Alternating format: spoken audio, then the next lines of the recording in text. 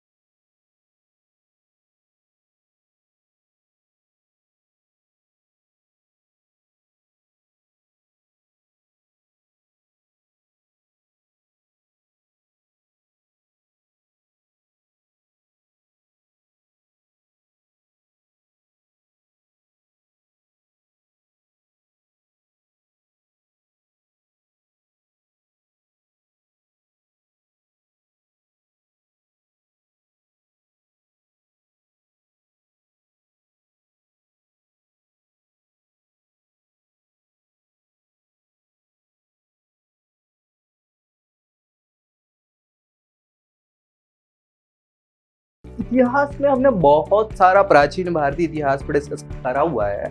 अभी प्राचीन भारतीय इतिहास में कई बार आपने सुना है कि सिकंदर ने आक्रमण कर दिया। तो सिकंदर ने आक्रमण किया भारत पे, क्या उससे पहले किसी ने आक्रमण नहीं किया? बिल्कुल किया। किसने किया, क्या किया, कैसा किया, सारी चीजों को हम यहाँ इस वीडियो में डिस्कस करने वाले हैं एज अ विदेशी आक्रमण के तौर पर।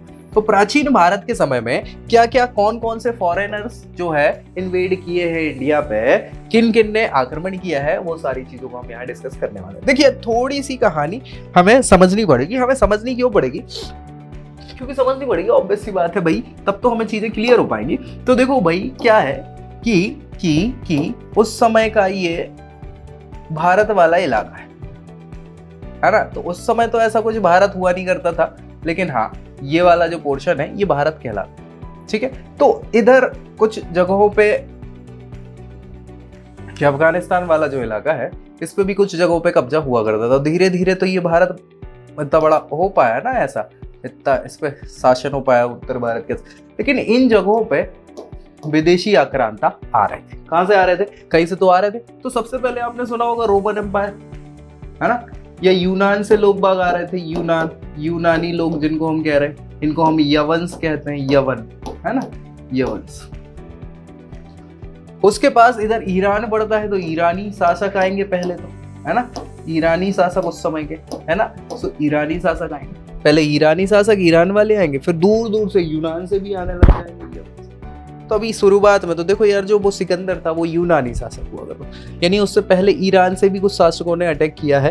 पहले भैया ये वाला हिस्सा वो ईरानी शासकों के कब्जे में हुआ करता था। कौन कौन थे, क्या थे, सब पे हम डिस्कस यहाँ पे करने वाले हैं। सबसे पहले सुनो भैया क्या लिखा है कि मगध साम्राज्यवाद या मगध साम्राज्य के उदय के अलावा भी भारत में 6ठी शताब्दी ईसा पूर्व से 4ठी शताब्दी ईसा पूर्व के मध्य में घटित होने वाली घटना हुआ करती। क्या? मगध साम्राज्य विदेशी आक्रमण जो है उस दौरान में हुए। उस दौरान मगध साम्राज्य का उदय पूर्व में हो रहा था। कहां हो रहा था? पूर्व साइड हो रहा था। जैसे भाई ये वाली जो जगह है इसमें मगध तो यहां था ना, है ना, तो पूर्व में उदय हो रहा था। यहाँ पश्चिम साइड तो गड़बड़ चल रही थी ना। तो पश्चिम साइड क्या है कि पश्चिम उत्तर प्रदेश जो है उसमें विदेशी आक्रमण हो रहा था, उसका क्रम जारी था।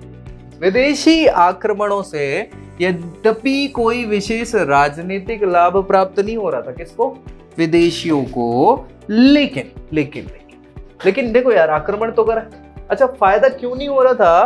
क्योंकि वे भारत में अपनी सत्ता स्थापित नहीं कर पाए। अगर कर लेते तो फायदा हो जाता, बस आए लूटपाट करी और चल, यही हो रहा था अभी तक, है ना। सो ऐसे पश्चिम उत्तर जो क्षेत्र थे उसमें विकेंद्रीकरण और राजनीतिक स्थिरता का उस समय तक अभाव हुआ करता था, मौर्यंस के पहले तक, जब मौर्य काल नहीं था उससे पहले तक, है ना। परस्पर वैमनस्य हुआ करता था, आपस में भैया लड़ाई झगड़े चल रहे हैं एक दूसरे से। क्या है? वैमनस्य है, मतलब एक दूसरे से बनती नहीं है बिल्कुल भी। ठीक है। शक्ति के अभाव के फलस्वरूप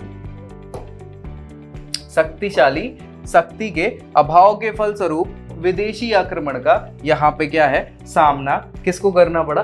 हम लोगों को करना पड़ा विदेशी आक्रमण। कौन कौन विदेशी आए? तो सबसे पहले आ गए भैया ईरानी आक्रमण, जिसको पारसी लोग भी कहा जाता है। ईरान से आने वाले उस समय प्राचीन काल में, है ना, पारसी लोग हुआ करते थे, ये जरदरुद धर्म को मानने वाले लोग हुआ करते थे। ईरानी आक्रमण में सबसे पहले साइरस पहला शासक था जिसने आक्रमण किया। पहला विदेशी आक्रमण भारत पर ईरान के हखमनी साम्राज्य को कहा जाता है, हखमनी साम्राज्य, जो पारसी साम्राज्य भी हुआ करता था, उसने किया था। ठीक है, ये याद रखना है। जिसका संस्थापक कौन था? साइरस हुआ करता था, साइरस। ठीक है। और साइरस ने 558 ईसा पूर्व से 530 ईसा पूर्व, अच्छा खासा 28 सालों का शासन किया है। मध्य मकरान के रास्ते से भारत में प्रवेश किया। उसने बैक्ट्रिया, सीस्तान, मकरान, कपिशा और हिंदुकुश, ये पर्वतमाला है, यहां तक के सारे क्षेत्रों को जीत लिया। किसने? साइरस। फिर भैया काबुल घाटी, काबुल मतलब अफगानिस्तान वाला जो लगा है, काबुल घाटी में भी उसने क्या है सफलता प्राप्त कर ली और साइरस के इस सैनिक अभियान से हकमनी या पारसी साम्राज्य जो है उसका पूर्वी सीमा पश्चिमी सीमा से मिल गई। क्या कहना चाह रहे हैं वो कि जो हकमनी साम्राज्य की पूर्वी सीमा है वो इधर से इधर आ रहे हैं और भारत की पश्चिमी सीमा तक वो मिल गए भैया, है ना। तो जो हमारा अफगानिस्तान वाला इलाका था ना वहां तक पूरा किसका चल रहा था, पारसी साम्राज्य, हकमनी साम्राज्य चल रहा था। कब, मगध के समय तक एक प्रकार से, ठीक है, मौर्यंस। फिर भैया ईरानी आक्रमण में साइरस के बाद कौन आए, डेरियस प्रथम, या फिर इनको ही दारा प्रथम कहते हैं, जो अशोक ने अपने सारे अभिलेख वगैरह खुदवाए वो दारा ही करवाता था उसकी याद। 522 से 486 ईसा पूर्व इनका शासन रहा है। तो इन्होंने क्या है भारत पर फिर से आक्रमण किया। हमदान, नक्श रुस्तम, ये अभिलेख है भाई साहब, है ना। इसमें डेरियस या दारा प्रथम की सिंधु विजय, सिंधु तक आ गया, ये पाकिस्तान वाला है, अभी तो अफगानिस्तान था, अब तो सिंधु तक आ गए, तो सिंधु विजय का उल्लेख मिलता है कहाँ, हमदान या नक्शे रुस्तम अभिलेख में, ठीक है। डेरियस प्रथम ने 519 से 513 ईसा पूर्व, मतलब लगभग 6 सालों की बात है कि मध्य कहाँ पे, सिंधु प्रदेशों पर विजय प्राप्त करी थी, ऐसा उसमें लिखा हुआ है। और इसके अतिरिक्त पश्चिमी गांधार, कंबोज और सिंध प्रदेश पर भी डेरियस प्रथम ने क्या करा था, विजय प्राप्त कर ली थी। उस समय था ही नहीं कुछ ऐसा, क्योंकि हमारे यहाँ तो मान के चलिए 544 में जब बिंबिसार हुआ कर रहे थे भाई, और बिंबिसार जो है हर्यक वंश के संस्थापक हो रहे थे, तो हर्यक वंश चल रहा था स्टाब्लिश। भारत से ईरानी साम्राज्य को हर वर्ष कितने 360 टेनेट सोना प्राप्त होता था। इतना सोना मिल रहा है टैक्स के रूप में, तो भैया अब तो इनका प्रॉफिट होना चालू होगा, ठीक है। अब चलिए यहाँ पे क्षहरार्थ या क्षयार्थ जिनको बोला जाता है वो आया, ठीक है। तो ये भी अंग्ला शासक ही है, क्षयार्थ या क्षहरास। 486 से 465 ईसा पूर्व तक ये शासन करता है। डेरियस या दारा प्रथम का यह उत्तराधिकारी हुआ करता था, क्षहरात जिसको कहा जाता है। उसने भारतीय राज्यों पर अपनी पकड़ और मजबूत करी जारी रखी और आक्रमण के दौरान इसने मंदिरों को तोड़ दिया, भारतीय देवताओं की पूजा करना मना करवा दी, निषिद्ध करवा दी। फिर क्या किया, जबरदस्ती इनने ईरान का जो प्रधान देवता था, ईरान में उस समय पारसी धर्म चल रहा था, पारसी धर्म में अहुर मजदा और रितम, ये दो इनके प्रमुख देवता हैं ईरान के, जिनसे प्रकृति के पूजक होते हैं ये बेसिकली, है ना, उसको आरंभ कर दिया किसने, क्षहरात ने, जबरदस्ती।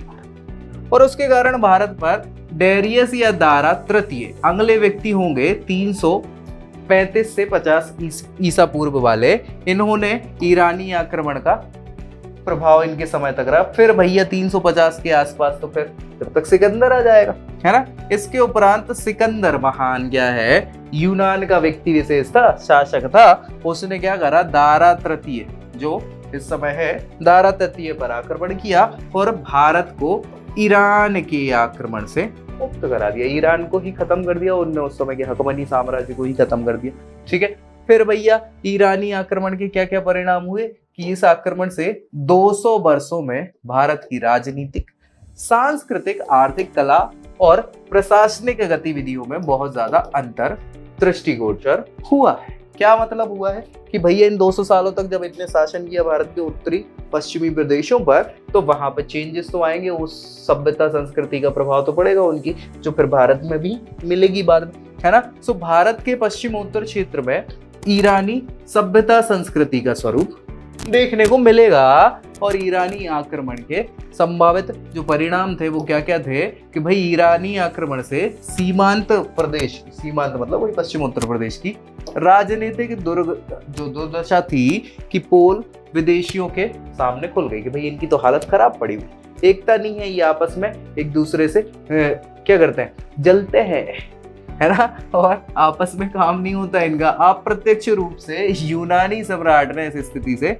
परिचित होकर क्या करा, भारत पर आक्रमण कर दिया और विजय भी रहा। वही क्षेत्र है भाई, सिंधु के पहले तो इधर तक, फिर सिकंदर भी नहीं आया था, है ना। चले, ईरानी आक्रमण से आर्थिक परिदृश्य भी प्रभावित हुआ। कैसे? भारत और ईरान में जो व्यापारिक संबंध थे वो भी दृढ़ हुए। भारत में चांदी के सिक्कों का प्रचलन ईरानियों ने ही कराया, ये तो नहीं चलता था पहले। ठीक है, चलिए, ईरानी आक्रमण से ईरानी प्रशासनिक तत्वों की कुछ झलक भी हमें देखने को मिली। समावृष्टि हुई कहाँ? भारतीय प्रशासन में। इससे मौर्य शासन में ईरानी प्रशासनिक तत्वों को देखा जा सकता है। क्यों? क्योंकि भैया वही दारा आरा वाला जो पूरा कल्चर चल रहा था उस समय, तो उस क्षेत्र में ग्रीक आर्माइक लैंग्वेज जो चल रही थी उसका इस्तेमाल किया है अभिलेखों में अशोक ने। और ये जो संवाद करने की प्रक्रिया थी वो ईरानी शासक ही कर रहे थे, है ना। अशोक की राजाज्ञाओं की प्रस्तावना में और मेगस्थनीज की इंडिका में यह विवरण मिलता है। ईरानी आक्रमण से आर्माइक लिपि, खरोष्ठी लिपि का भारत में विकास हुआ। ऑब्वियस सी बात है। पवित्र अग्नि जलाने की प्रथा का आविर्भाव भी हुआ, जो कहां से आई? ईरानियों से ही भारत में ली। ईरानी आक्रमण से भारतीय कला को भी प्रोत्साहन मिला। अशोक की शिलालेख खुदवाने की कला हो गई, पत्थर को चिकना बनाने की कला हो गई। अशोक स्तंभों में जो शीट्स पर चित्र घंटानुमा आकृतियां बनाता था वो भी ईरानी कला से ही प्रस्फुटित हुई है। चंद्रगुप्त मौर्य ने पाटलिपुत्र में अपना जो राजप्रसाद बनवाया है, राजप्रसाद मतलब राजमहल की बात चल रही है, वह पर्सिपोलिस शासक हुआ करते थे, उनके राजमहल के ढांचे पर ही तैयार किया गया था। ठीक है, इसके बाद आए कौन? ईरानी के बाद आने लग गए यूनानी लोग, सिकंदर वगैरह। ठीक है, सो यूनानी आक्रमण की अगर हम बात करें तो यूनानी आक्रमण में हमें क्या मिलेगा? सबसे पहले ईरानियों के पश्चात यूनानियों द्वारा भारत पर आक्रमण किया गया। ठीक है, यूनानी आक्रमणकारियों का नेतृत्व करता कौन था? मकदूनिया का शासक फिलिप द्वितीय है ये, है ना। फिलिप द्वितीय का पुत्र सिकंदर था, जिसने उस दौरान यूनान के मकदूनिया का सम्राट हुआ करता था। सिकंदर के पिता की इच्छा क्या थी? विश्व विजेता बनने की थी, लेकिन वह पूरा कर नहीं पाए, तो उनके बेटे ने क्या किया? ये जिम्मा लिया और पूरा किया। 336 ईसा पूर्व में 20 वर्ष की आयु में ये भैया अपने पिता की मृत्यु के पश्चात शासक बन जाएंगे और एशिया माइनर, भूमध्य सागर, मिस्र हो गया, फिनीशिया हो गया, ईरान हो गया, इन सारी जगहों पर उसने विजय प्राप्त कर ली। विश्व विजेता ऐसे ही नहीं बनेगा। ठीक है, चलिए, 330 ईसा पूर्व में गौगमेला या अरवेला कहलाता है। इसके युद्ध में हकमनी साम्राज्य को सिकंदर ने क्या कर दिया? नेस्तनाबूद कर दिया। और इसके बाद उसका मार्ग जो है भारत विजय के लिए प्रशस्त हो गया। अब वो भारत आएगा, तो भारत की राजनीतिक स्थिति उस समय बहुत अच्छी थी नहीं, हमें पता है नंदवंश चल रहा है भारत में उस वक्त। ठीक है, माफी चाहूंगा। चतुर्थ शताब्दी ईसा पूर्व में सिकंदर ने भारत पर आक्रमण कर दिया और यूनानी साम्राज्य को स्थापित किया, बाकायदा किया। मतलब पूर्व तो नहीं, ये वाला जो हमारा हिस्सा है भारत के इधर वाला, है ना। ठीक है, सो इसके आसपास ये जो पाकिस्तान वाला जो हिस्सा है, यहाँ से इंडस जाएगी, झेलम, चेनाब, रावी, ब्यास, तो ब्यास तक रह के वापस, तो ये वाला प्रदेश जो है पाकिस्तान अफगानिस्तान वाला, वहां पश्चिमोत्तर प्रांत, वहां यूनानी सभ्यता का इनने क्या कर दिया? साम्राज्य स्थापित। सिकंदर के आक्रमण से भारत में उस समय अलग अलग प्रकार के राज्य हुआ कर रहे थे भारत में। क्या क्या थे, कौन कौन से थे, इस पे डिस्कस करना है। सिकंदर के आक्रमण में के काल में भारत में बहुत सारे राज्य थे जिनकी राजनीतिक दशा बहुत खराब थी, हमें पता ही है, तभी तो वो जीत पाया। ठीक है, भारत के उत्तर पश्चिमी क्षेत्र का संपूर्ण क्षेत्र छोटे छोटे राज्यों में विभक्त हुआ करता था। और यूनानी इतिहासकारों के अनुसार कौन कौन से शहर, गांव या प्रशासन हुआ करता था, उस पर डिस्कस कर रहे हैं। तो सबसे पहले अस्पेशियन, क्या नाम है? अस्पेशियन ये राज्य हुआ करता था। इसका ईरानी शब्द से नामकरण हुआ है, कौन सा? अस्प, और संस्कृत शब्द अश्व या अश्वक बोल सकते हैं, इसके आधार पर किया गया है। यह काबुल नदी कहाँ पड़ती है? अफगानिस्तान में। तो काबुल नदी के उत्तर के पहाड़ी भागों में अवस्थित हुआ करता था। इस राज्य का राजा जो है यूअसपला, क्या यूअसपला था। अंदक और एरिजियम इस राज्य के प्रमुख नगर हुआ करते, जिनको जीत लिया सिकंदर ने। गौर या गुरेंस, अस्पेशियन जो है और अस्केनियन जो है, इनके मध्य हुआ करता था गुरेंस या गौर। ठीक है, इस परिक्षेत्र में पंचकौर, गौरी या गुरेस नाम की नदी प्रवाहित हुआ करती थी। यही वो क्षेत्र हुआ करता था जिसको जीत लिया। अश्मक या अश्केनस, ये अश्मक या अस्मक सिंधु नदी तक फैला हुआ था। मालकंद दर्रे के पास में उत्तर की ओर मसग नामक अश्मक की राजधानी थी। अस्केनोस यहाँ का राजा हुआ करता था, जो प्रभावशाली था और सैनिक शक्ति वाला शासक हुआ करता। आर्केस या उर्शा, यह कंबोज राज्य का भाग हुआ करता था एवं हाजरा जिले में अवस्थित हुआ करता था। आर्सकेस संस्कृत भाषा में उर्शा कहलाता है। इसका खरोष्टी अभिलेखों में कई बार प्रयोग हुआ।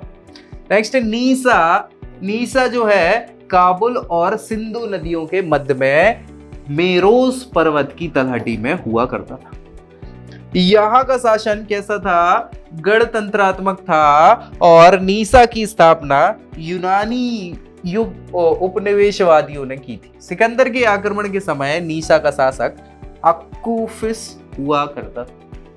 यहाँ के निवासी डायोनीसस के साथ आई हुई जातियों के वंशज हुआ करते थे। ठीक है भाई, चलिए नेक्स्ट हम बात करेंगे तक्षशिला। ये तो हमें पता ही है, सिंधु और झेलम नदियों के मध्य अवस्थित हुआ करता था। 4वीं शताब्दी ईसा पूर्व यह स्वतंत्र राज्य बन चुका था और इससे पूर्व गांधार प्रदेश की राजधानी तक्षशिला हुआ करती थी। वर्तमान में यह रावलपिंडी में आता है और तक्षशिला में वंशानुगत राजतंत्रात्मक प्रणाली के प्रचलित होने के प्रमाण मिलता है। सिकंदर के आक्रमण के समय टेक्साइल्स या फिर बेसिलियस जगह का नाम, लोगों का नाम है, तक्षशिला का शासक हुआ करता था। बेसिलियस की मृत्यु के उपरांत ओम्फिस या फिर आम्भी यहाँ का शासक हुआ था। प्यूकेनाओटिस ये जो है काबुल से सिंध जाने वाली सड़क के पास वाले क्षेत्र पर अवस्थित हुआ करता था, जो पाकिस्तान के वर्तमान पेशावर के अंतर्गत आता है। इस राज्य की तुलना संस्कृत में पुष्करावती, बहुत नाम सुना है, पुष्कलावती से की गई है। यहाँ का शासक आस्टेन हुआ। कौन? आस्टेन, जिसे हस्ती या अष्टक भी कहा जाता था। सिकंदर के सेनापति हेफिस्टीन ने अष्टक की हत्या कर दी थी। नेक्स्ट है गांधारिश या चिनाव और रावी के मध्य अवस्थित छोटा सा राज्य हुआ करता था। इसके बारे में ज्यादा उल्लेख प्राप्त नहीं है। और यहाँ का शासक कौन था? पुरु हुआ करता था, जो संभवतः ज्येष्ठ पुरु से किसी तरह संबंधित था। कुछ विद्वान उसे ज्येष्ठ पुरु का भतीजा भी मानते हैं। ज्येष्ठ पुरु वही जो लड़ाई करेंगे अभी अपन, है ना। अभिसार झेलम और चिनाव के मध्य अवस्थित था। ऐसा माना जाता है कि अभिसार कंबोज का ही अंग हुआ करता था और शासक जो था अविशेयस, जो शक्तिशाली और कूटनीतिज्ञ था। तक्षशिला के उत्तरी पहाड़ियों के मध्य भाग को भी प्रसिद्ध विद्वान स्ट्रेबो ने अभिसार कहा है। आंध्रस्थाई तो इंपॉर्टेंट है, क्यों? रावी नदी के तट पर बसा राज्य हुआ करता था। महाभारत में आद्विज के रूप में इसे वर्णित किया गया है। आंध्रस्थाई का प्रमुख शहर पिंपरमा हुआ करता था। ये ज्येष्ठ पूर्व, ये मेन है पोरस वाला। ठीक है, तो वर्तमान गुजरात और शाहपुरा में अवस्थित यह राज्य झेलम और चिनाव नदियों के मध्य अवस्थित हुआ करता था। यही तो वो लड़ाई हुई थी ग्रेट पोरस की, किससे? सिकंदर से। ठीक है, यह अत्यधिक संपन्न, शक्तिशाली और सैनिकों से संबद्ध राज्य था। पोरस को वैदिक कालीन आर्यों की शाखा के रूप में भी माना जाता है और स्ट्रैबो और डायोडोरस यहाँ के संबंध में अनेक उल्लेख करते हैं। सोफाइटस या सौभूति, सोफाइटस नाम एक संपन्न राज्य था जो झेलम नदी के पूर्व में अवस्थित हुआ करता था और इस राज्य पर स्वतंत्र राज्य होने के साक्ष्य प्राप्त नहीं होते। कट या करवेयाई, यह राज्य चिनाव और झेलम के मध्य अवस्थित हुआ करता था। इसकी राजधानी सांगल गुरुदासपुर जिले के अंतर्गत हुआ करती थी। यहाँ पर सुंदर पुरुष को एक राजा बनाया जाता था। नेक्स्ट है ग्लेग निकाई, क्या? ग्लोग निकाई प्रदेश, है ना। ग्लोग निकाई प्रदेश छोटा सा राज्य था जिसकी जनसंख्या 5000 हुआ करती थी। पुरु राज्य की सीमा से यह लगता हुआ था और यह चिनाव नदी के पश्चिम में स्थित हुआ करता था। पटलेन या पटल इसको बोलते हैं। सिंधु के डेल्टा में यह राज्य फैला हुआ था और इस क्षेत्र की राजधानी पाटल शहर हुआ करती थी। सिकंदरकालीन मौर्यस यहाँ का शासक हुआ करता था और यहाँ की शासन व्यवस्था स्पार्टा से मिलती जुलती थी। ये बहुत इंपॉर्टेंट है। फेगल या फेगलास, फेगल रावी और व्यास नदियों के मध्य में बसा हुआ शहर था और शासन प्रणाली गणतंत्रात्मक हुआ करती थी। फेगेलास का तत्कालीन शासक फेगलास ही हुआ करता था, भागल नाम था जिसका। अब सिकंदरकालीन अन्य राज्य जो हुआ कर रहे थे, जिसमें राज्य है सिबोई। क्या नाम है? सिबोई। इसकी अवस्थिति जो थी वो संग जिला का शेरकोट क्षेत्र हुआ करता था। इसके वर्णन या विवरण की बात करें तो राजधानी सिबीपुर या सिबीनगर हुआ करती थी। ऋग्वेद में शिव जाति यहाँ की निवासियों की ही थी। जातक कथाओं और अष्टाध्यायी में इसका उल्लेख भी हुआ है। संबस या संबोस मूसिक राज्य के समीप हुआ करता था, पहाड़ी स्थलों में, और राजधानी सहवास या सिद्धिमान हुआ करती थी। मूसकों के साथ इनका संबंध अच्छा नहीं था।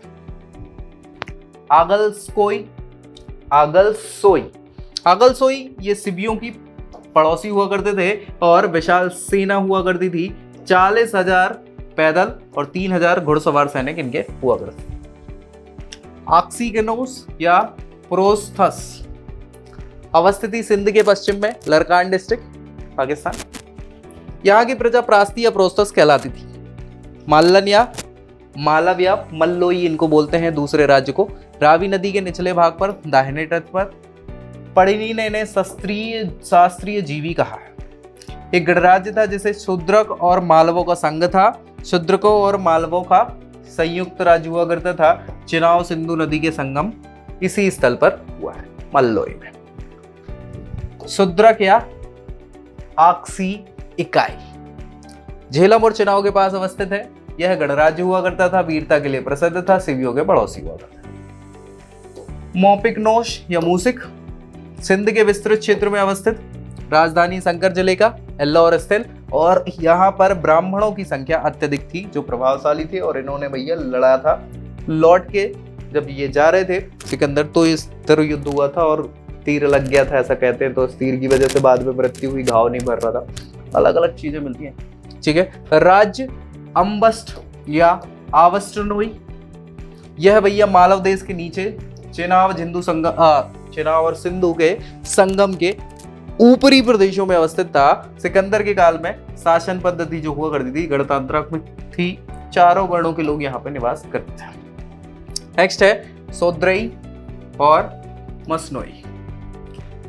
उत्तरी सिंध बहावलपुर सिंध की सहायक नदियों के संगम पर स्थित था।